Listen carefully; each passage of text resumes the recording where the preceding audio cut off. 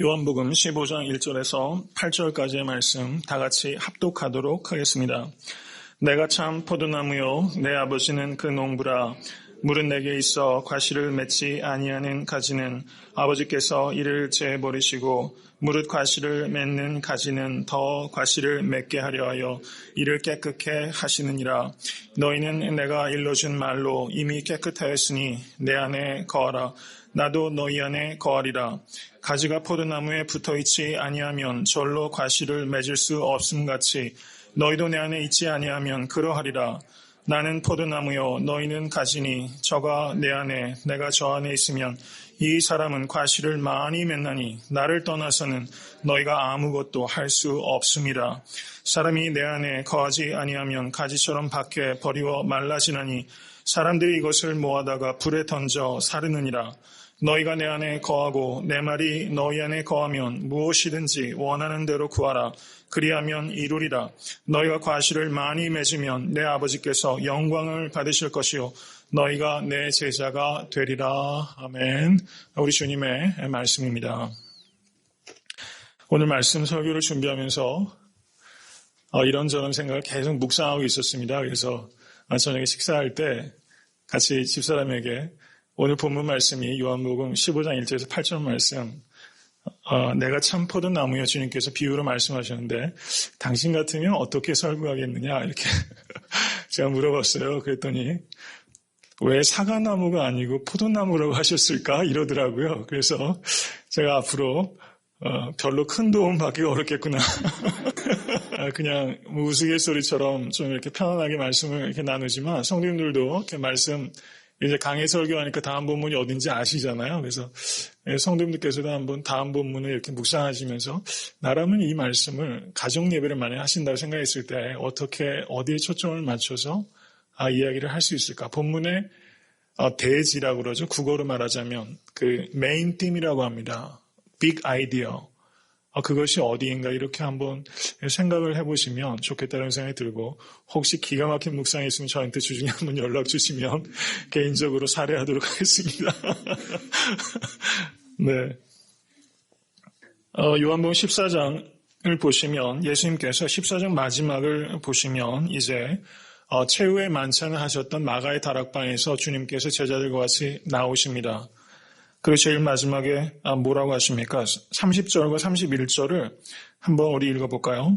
이후에는 내가 너희와 말을 많이 하지 아니하리니 이 세상 임금이 오겠습니다. 그러나 저는 내게 관계할 것이 없으니 오직 내가 아버지를 사랑하는 것과 아버지의 명하신 대로 행하는 것을 세상으로 알게 하려 함이로라.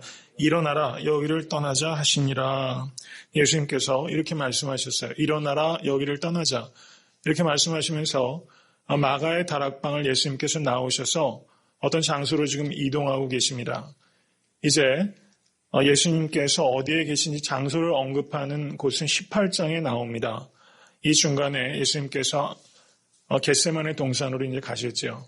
이제 이동하는 와중에 오늘 15장의 말씀, 포도나무의 비유를 얘기하시는 것입니다. 아마도 예수님께서 장소를 이동하실 때 포도나무 밭을 지나가셨을 것이다. 이렇게 생각이 됩니다. 이제 제자들과 포도나무 밭을 지나가시면서 예수님께서 너무나 자연스럽게 포도나무를 보시면서 포도나무 비유로 제자들을 가리키셨어요. 저는 이것을 우리가 지나치기가 너무 쉽지만 저는 예수님께서는 이 온 세상에 가득한 창조세계가 주님의 가르침의 도구로 되고 있다는 것을 보면서 감격스럽습니다. 예수님께서는 드레핀 백화파를 통해서도 가르치시고 하늘을 나는 작은 새를 통해서도 가르치시고 우리가 일상 속에서 그냥 너무 일상적으로 받아들인 작은 것들 속에서 그 영적인 의미를 예수님께서는 묵상해 내시고 그것을 제자들에게 가르치고 계신 것이죠. 그래서 저는 여러분과 제가 우리의 삶을 둘러싸고 있는 그 많은 환경 속에서 자연 환경 속에서 그리고 성도들 속에서 하나님의 형상을 가지고 있는 다른 그리스도인들을 통해서 이렇게 하나님의 어떤 그 영적인 비밀 이것들을 우리가 발견해낼 수 있는 그런 눈이 열렸으면 좋겠다. 이런 간절한 바람이 있습니다. 요한복음 14장 1절에서 31절을 보시면 14장 1절에 예수님께서 이렇게 말씀하십니다. 너희는 마음에 근심하지 말라. 하나님을 믿으니 또 나를 믿으라. 이렇게 말씀하셨어요. 근심하지 말아라. 그러면서 예수님께서 이제 떠나시겠다라는 예언을 하셨고 제자들이 그것에 대해서 두려워하지 않습니까? 여태까지 3년을 쫓아다니는데 떠나신다고 하지 않았습니까? 그래서 예수님께서 떠남이 주는 유익에 대해서 3가지로 말씀하셨어요. 그리고 보혜사 성령께서 오실 것이다. 그래서 내가 가는 것이 오히려 너에게 기쁨이 될 것이다 라고 말하면서 예수님께서 14장의 전체의 초점은 제자들의 두려움을 경감시켜 주시는 것이었습니다. 14장 28절을 보시면 예수님께서 너희는 마음에 근심도 말고 두려워하지도 말아라 이렇게 말씀하고 있는 것을 볼 때 14장의 빅 아이디어는 두려워하지 말아라 이거라고 말할 수 있다는 것입니다. 그리고 이제 15장에서 16장까지 두 번째 예수님의 큰 강론이 벌어지고 있는데 여기에서 주된 키워드는 14장의 키워드는 두려움이라고 말할 수 있다면 15장과 16장의 키워드는 선교라고 말할 수 있습니다. 선교. 왜 그런 거 아니? 15장 1절에서 17절의 말씀은 이제 주 안에 내주함에 대해서 dwelling, 예수 그리스도 안에서 거하는 것에 대한 초점이 있습니다.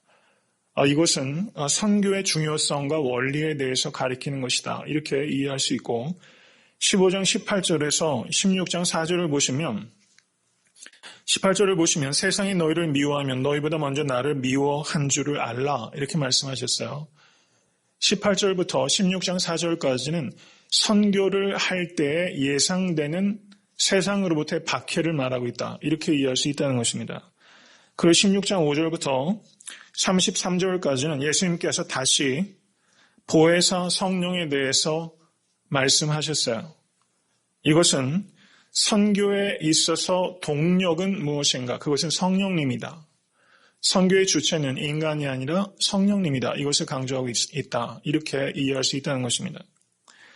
그래서 15장과 16장에는 선교라는 통일적인 주제로 엮어진다. 이렇게 이해하면 틀림이 없습니다. 그렇지만 15장과 16장에는 그 외에 여러 가지 주제들도 나타납니다. 그런데 15장과 16장을 관통해서 읽을 수 있는 메인 띠임은 선교다. 이런 맥락에서 15장과 16장을 읽으시면 훨씬 더 풍성한 영적인 지혜를 깨닫게 되실 것이라고 생각이 됩니다. 예수님께서는 나의 안에 거하라 라고 명령하셨습니다. 여러분 나의 안에 거하라. 우리 가스펠 찬양도 있죠. 제가 굉장히 이렇게 즐겨 찬양하는 찬양 중에 하나입니다. 나의 안에 거하라. 여러분 그 찬양을 들으면 어떻습니까? 마음이 편안해지죠. 주님 안에 거하는 것은 1차적으로 우리에게 굉장히 피스, 평안을 가져다 주는 것입니다. 그런데 제가 지금 말씀드렸던 것처럼 요한복음 15장과 16장의 키워드가 선교라는 관점에서 읽어야 된다라고 생각을 했을 때 나의 안에 거하라라는 것이 예수님께서 그 말씀을 통해서 나하고 내적인 관계를 깊이 가져라 라는 내적인 평화에 대한 권면, 그 이상을 내포하고 있다. 이렇게 이해할 수 있다는 것입니다. 나의 안에 거하라는 권면을 선교라는 문맥 속에서 이해한다면 나의 안에 거하라라는 것은 예수 그리스도를 따라서 당신의 삶도 선교적인 삶으로 헌신해라. 이 말씀을 의미하고 있다는 것입니다. 예수 그리스도께서 지금 정적으로 어느 한 곳에 정착해 계신 분이 아니라 예수 그리스도께서 일어나자, 여기를 떠나자. 예수 그리스도는 계속해서 움직이시는 분으로 복음서에서는 이야기하고 있다는 것입니다. 예수 그리스도는 무엇을 향해서 움직여갑니까? 십자가를 향해서 세계 선교를 향해서 움직여가고 있다는 겁니다.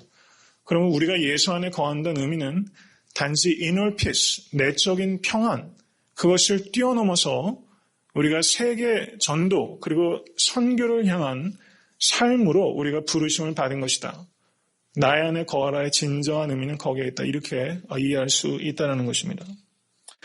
요한복음 13장 20절을 한번 보시기 바랍니다.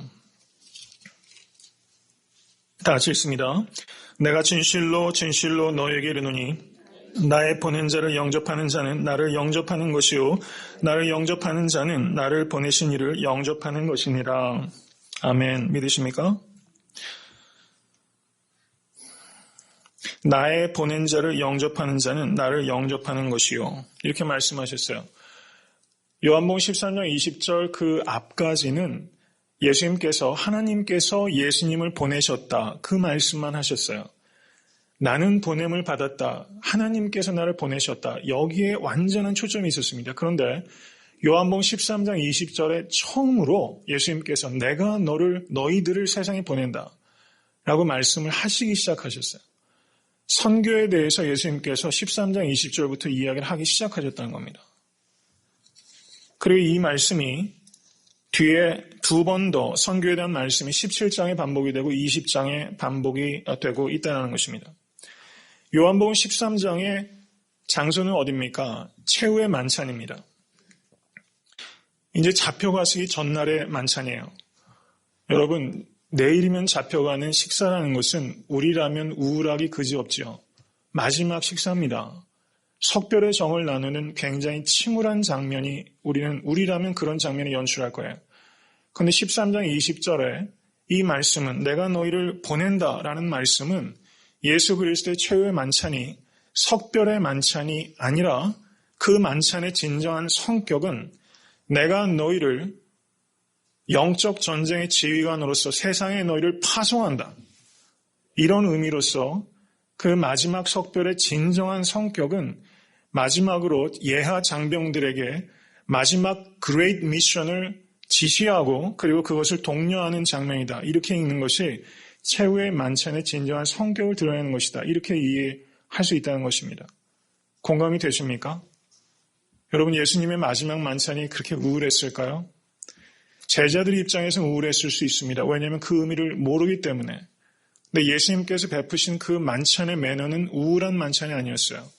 마지막으로 커미션을 주고 마지막으로 제자들을 준비시키는 그런 의미에 있어서의 그런 만찬이었다는 거죠.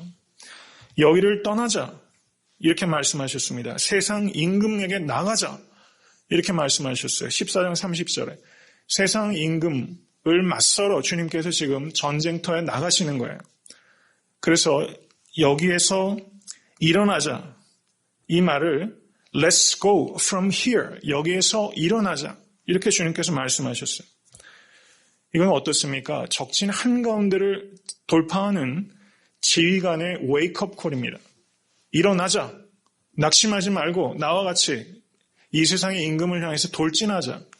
예수님께서 지금 웨이크업 콜을 하고 계시다는 겁니다. 마치 전쟁터에서 빵빠레가 울려 퍼지면 전군이 일어나서 적진을 향해서 돌진하는 것처럼 예수님께서는 십자가에 달리시기 바로 전날 식사에 그런 매너로 Let's go from here 이렇게 주님께서 말씀하고 계시다는 거예요. 이 모습이 진정한 영적 리더의 모습이라는 것입니다. 외형적으로는 박해가 있고 죽음을 분명히 눈앞에 두고 있지만 예수님의 이 fighting spirit, 예수님의 이 도전적이고 진취적인 이 스피릿을 여러분과 제가 가질 수 있게 되기를 간절히 축원합니다. 그래서 14장 30절에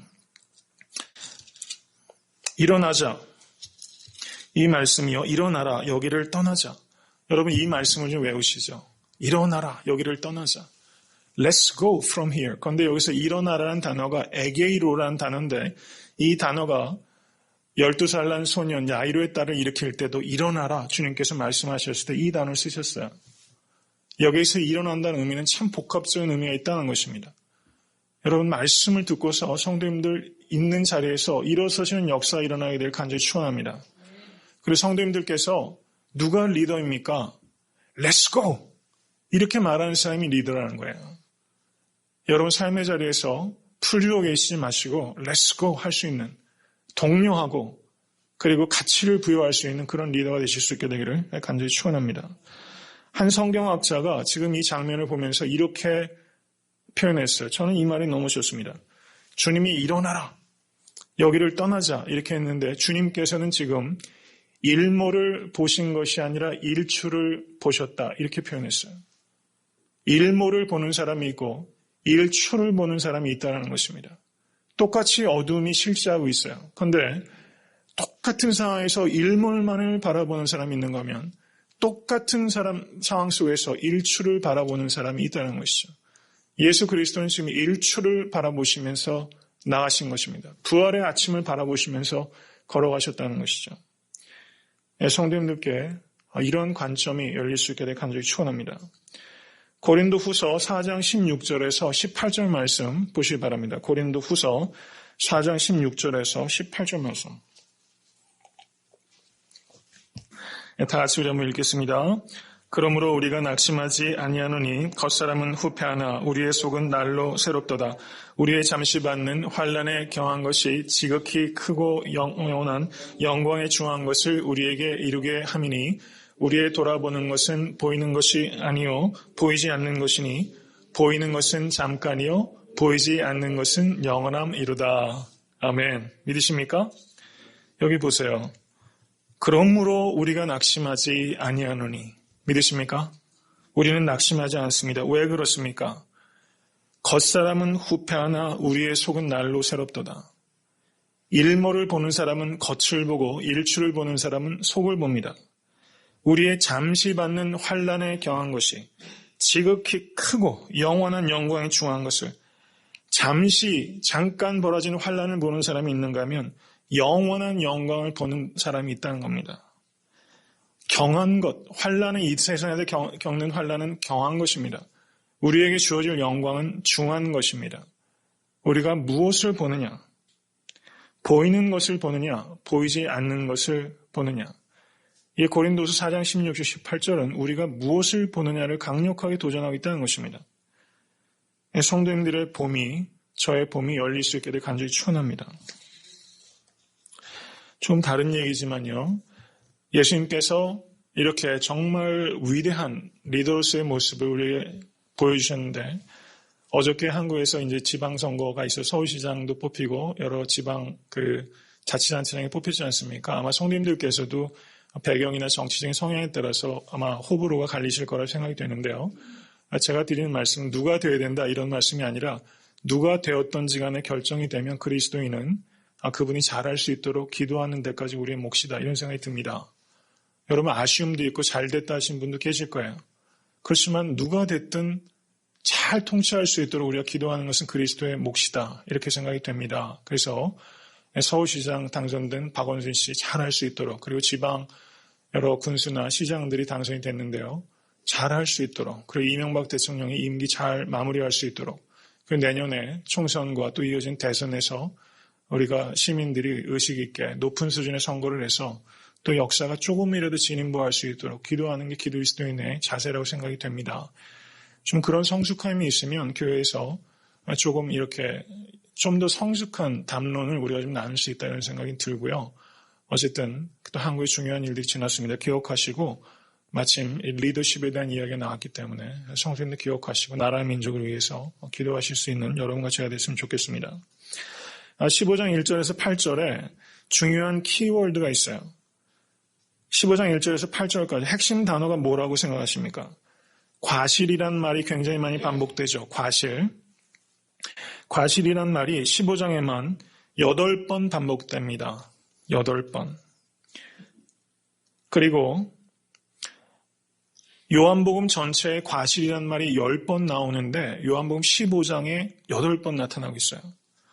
그리고 또 하나 계속해서 빈번하게 반복되는 게 15장 9절을 보시면 아버지께서 나를 사랑하신 것 같이 나도 너희를 사랑하였으니 나의 사랑 안에 거하라. 이렇게 말하면서 15장 뒤를 보시면 계속해서 사랑에 대한 이야기입니다. 15장에 무려 사랑이란 말이 10번 나타나요. 14장에도 10번 나타납니다. 사랑이란 말씀이 이 마지막 순환의 때에 막 쏟아집니다. 그리고 지난번 제가 설교 말씀드렸던 것처럼 기쁨이란 말씀 예수님께서 요한복음에서 7번 언급하셨어요. 그런데 7번 중에서 한 번이 3장에 나오고 나머지 6번은 다 13장 후반에 있습니다. 그리고 평안이란 말씀 내가 너에게 평안을 주노라. 이것은 세상이 주는 것과 같지 않다. 믿으십니까? 이 평안을 예수님께서 4번 말씀하셨어요. 그런데 이것이 다 14장 후에 있다는 얘기입니다.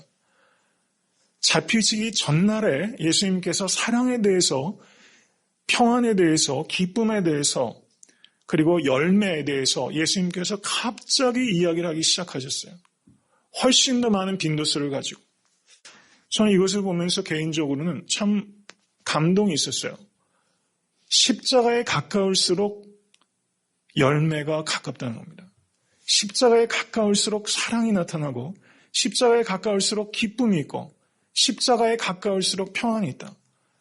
여러분, 세상 사람은 십자가를 피할 때 기쁨을 누리고 피할 때 평안이 있고 세상 사람들은 십자가를 피하는 것이 유익이라고 생각하지만 예수 그리스도께서는 우리에게 십자가에 가까울수록 이런 모든 영적인 복이 열매들이 우리에게 맺혀진다. 이렇게 말씀하고 있다는 것입니다.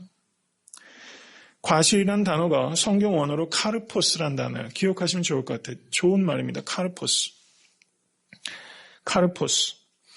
근데 다른 성경, 신약 성경에서는 과실이라고 번역을 안 하고 열매라고 번역했어요. 열매, 카르포스란 단어입니다.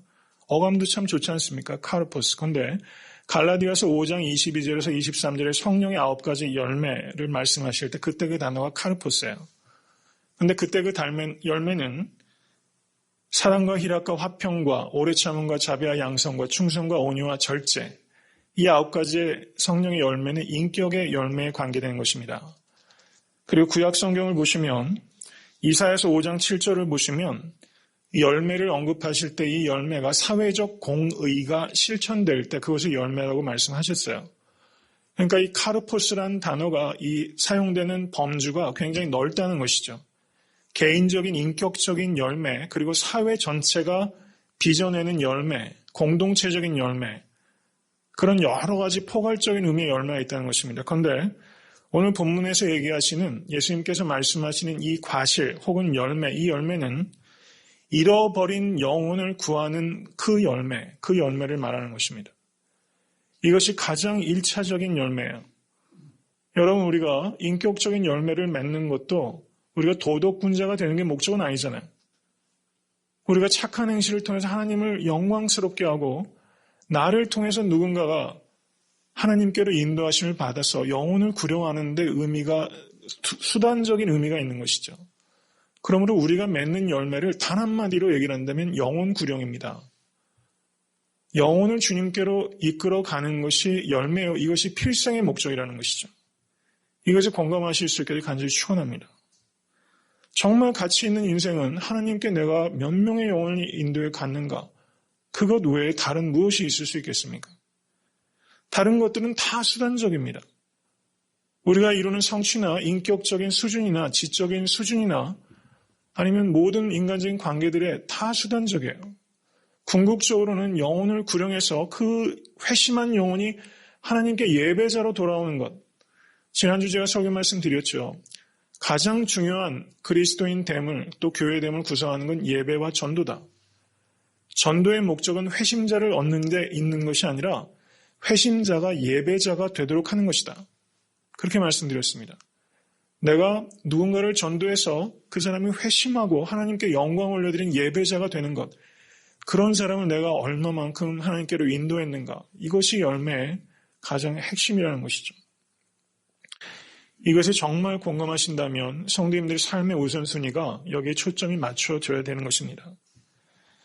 15장 1절을 보시면 내가 참 포도나무요, I'm the true vine. 예수님께서 그렇게 말씀하셨어요. The true vine. 예수님께서 참 포도나무요. 예수님께서 나는 왜 사과나무라고 안 하시고 참 포도나무요, 참 포도나무요라고 하셨을까? 이 이야기를 좀 드리겠습니다. 예수님께서 나는 무엇이다 라고 요한복음에 7번 말씀하셨어요. 제일 처음에 6장 35절에 나는 생명의 떡이다. 그리고 8장 12절에 나는 세상의 빛이다. 10장 7절에 나는 양의 문이다. 10장 11절에 나는 선한 목자다. 그리고 11장 25절에 나는 부활이요 생명이다. 14장 6절에 나는 길이요 진리요 생명이다.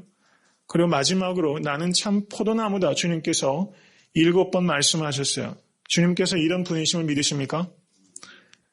이게 예수님의 정체성의 핵심이라는 겁니다. 그런데 예수님께서는 선한 목자다라고 말씀하셨고 우리가 예수님의 양이지요. 그런데 목자와 양이 갖고 있는 관계의 정도와 포도나무와 가지가 갖고 있는 관계의 정도는 차이가 있죠. 어떤 관계가 더 밀접한 관계입니까? 포도나무와 가지는 완벽한 연합이죠. 예수님께서는 이 7번째 I am saying, 에고 에이미 saying을 하시면서 나는 참 포도나무요 너희는 가지다. 이렇게 말씀하셨어요. 이게 얼마나 감격적입니까? 예수님께서 우리를 그 안에 품으시고 완전히 그 일부로 우리를 만드시고 하시기 원하신다는 것.